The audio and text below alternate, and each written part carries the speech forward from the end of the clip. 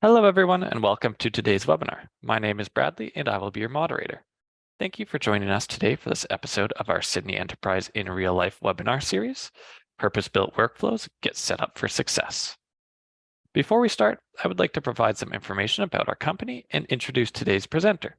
Lucidea is a software developing company specialized in museum and archival collections management solutions, as well as knowledge management and library automation systems. Our brands include Sydney, Presto, Argus, Archivera, Eloquent, and Quadrastar. Now I would like to introduce today's presenter, Jeremiah Saunders.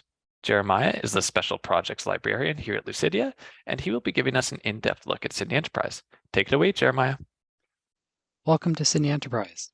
Let's start our workflow on the Request Management dashboard, where our library can receive and reply to requests from our patrons. Today we see that we've received a request from a manager, director, or someone important to subscribe to a new magazine, ABA Journal. There are three ways a request can be created in the dashboard. We can click Add Request.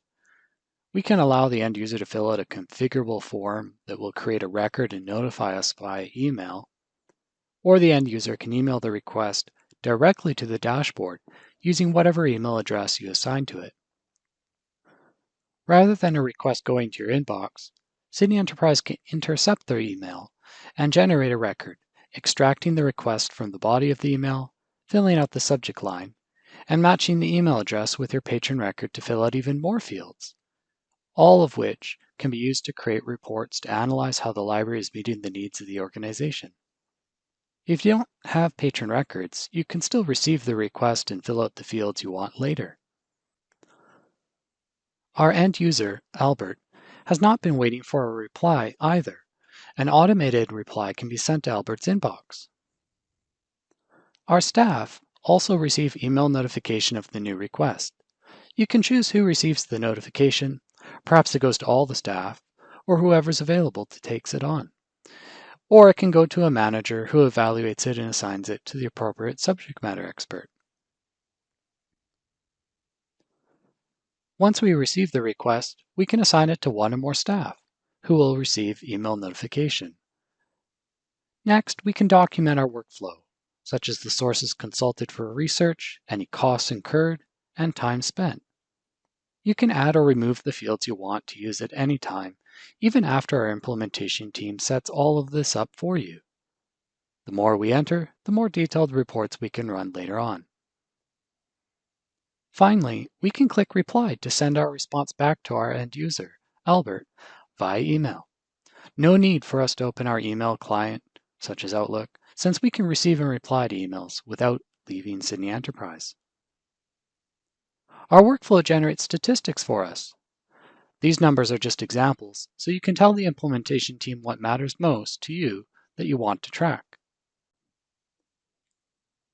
Now that we have received and replied to Albert's request to order a subscription to ABA Journal, we can continue our workflow and acquisitions, documenting our order and entering an invoice once we receive it.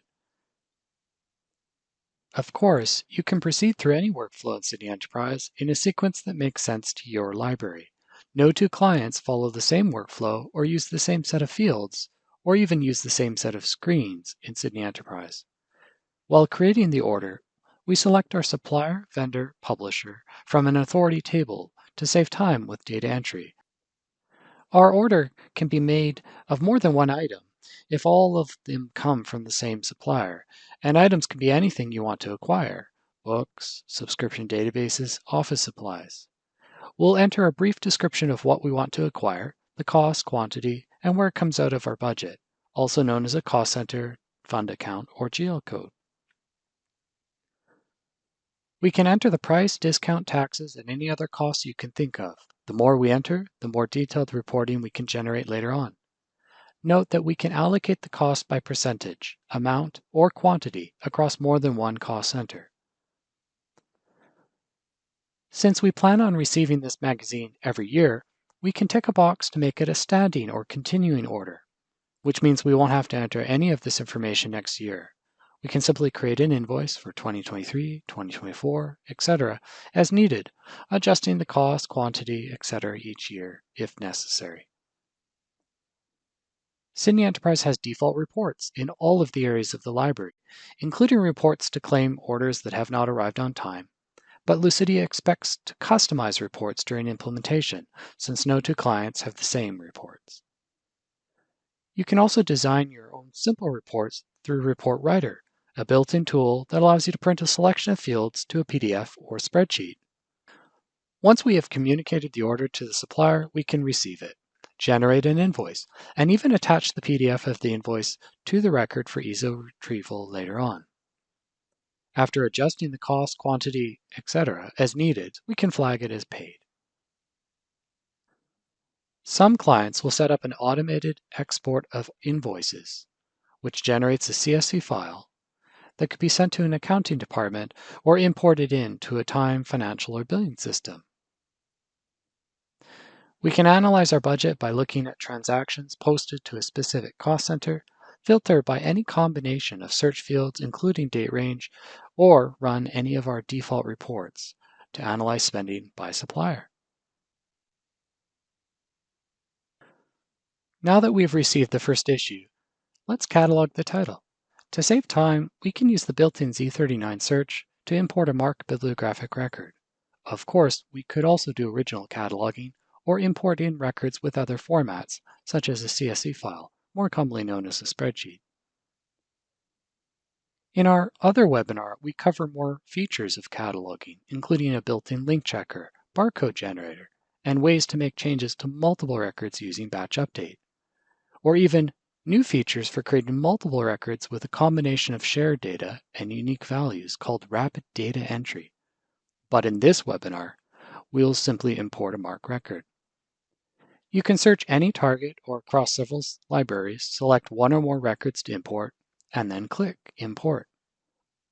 We can preview the record to see the quality of cataloging, and a configurable map allows us to import all of the record or only what we want.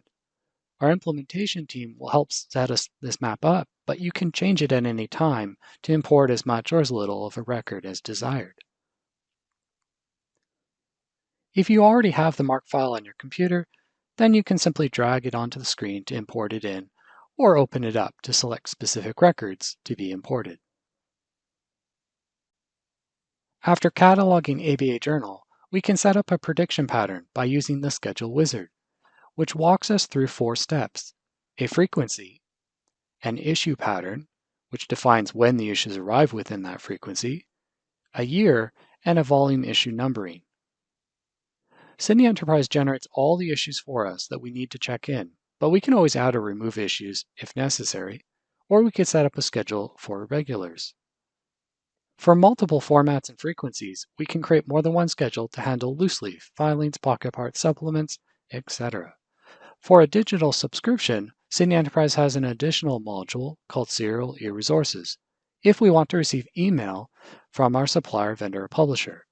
The email might contain a link to the issue or an attached file, such as a PDF. SydneyEnterprise can check in the digital issue by importing the email and notifying anyone on the routing slip/email distribution list. On the subscriptions, we can manage the relationship with the supplier by entering the renewal date, naming our vendor, and entering other information as needed. If our organization has multiple offices, vendors, we can create more than one subscription. Moving forward, when we renew our subscription, SydneyEnterprise will create and update the next schedule, subscription, copies, and routing slip. With copies, we can increase the quantity of issues and define a workflow, such as keeping the issue and putting it on the shelf, routing it, binding it, etc. For example, here we have 2 copies, one that is put on the shelf right away and another that is routed. Finally, we create the routing slip or email distribution list. While you can search for one person, a shortcut allows you to search for multiple people or search by department, office, without having to click multiple buttons. Serial's check-in allows us to check in, print issues, as simply as putting a checkmark next to the issue and clicking the appropriate button. We can check in both copies of an issue or a single copy if only one arrives on our desk today. Reports let us print routing slips, labels, claim issues that haven't arrived on time. Our batch renew feature allows us to renew our search selected or all subscriptions, or limit it by supplier or location. We can also renew a specific subscription while working within a given record. Wherever you are in serials, you should be able to perform a workflow without having to move back and forth through multiple screens. The Manage Routing Slip feature allows you to take a shortcut directly from the search results to jump to a specific slip where you can add or remove names. Or we can simply pull up all the slips and distribution lists for a given person and remove them without having to go one by one, title by title. Whether you want to perform an operation across multiple records on your search results or work with a single record, whether you are working on a serial or checking in issues, we tried to put all the workflows for managing serials at your fingertips. SydneyEnterprise supports a fully automated loan workflow if your library has invested in RFID, allowing patrons to simply walk in and out of the library to check in and check out anything in hand. Alternatively, a library can set up a computer next to their entrance or exit with a browser open to a self-checkout screen, which works well if you have a barcoded collection and scanner. Finally, library staff can check out titles on behalf of patrons in circulation with or without a barcode, with or without a scanner, as well as perform other activities such as renewals, holds, reservations, etc.